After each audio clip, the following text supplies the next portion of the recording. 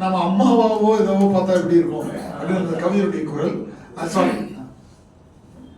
ஐயா வந்து எனக்கு வீட்டு அனைவருக்கும் வணக்கம். ஐயா வந்து எனக்கு ஒரு 30 வினாடி தான் கொடுத்துருக்காரு. ஆனால் நான் யாருக்குரிய ஒரு 1.5 நிமிடம் to 2 நிமிடம் வந்து எடுத்துக்கிறேன். இங்க பேசுறவங்களுடைய ஒட்டுமொத்த கருத்து சாரத்துக்கான ஒரு இது வந்து எதிர்வினை அல்ல.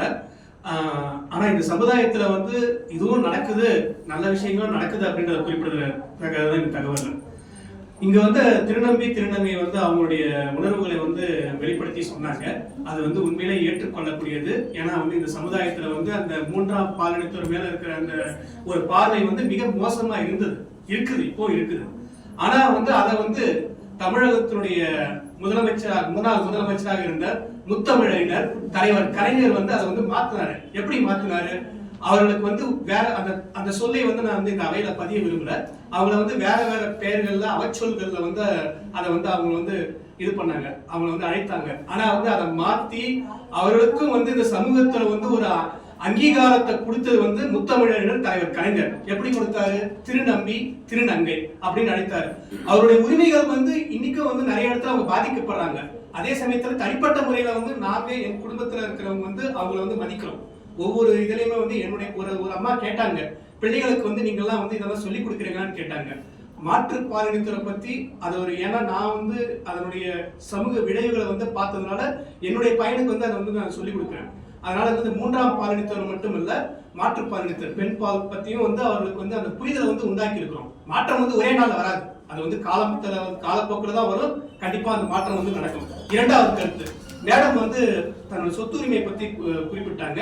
சொத்து வந்து பெண்கள் பொதுவாக குறிப்பிட்டீங்க, நீங்க உண்மைதான். பொதுவாக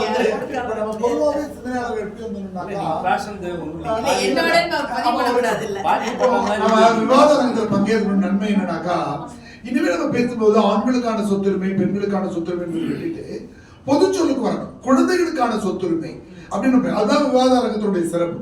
அதான் குழந்தைகளுக்கான சொத்து. கண்டிப்பா அவங்க குறிப்பிட்டபடி வந்து பெண்களுக்கான சொத்துரிமை பத்தி நீங்க வந்து ஒரு கருத்து வந்து குறிப்பிட்டீங்க. உண்மைதான்,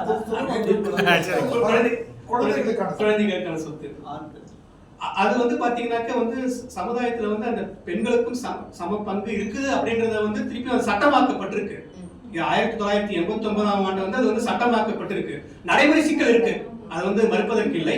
ஆனா வந்து சட்டப்படி வந்து அதற்கான தீர்வு இருக்குது.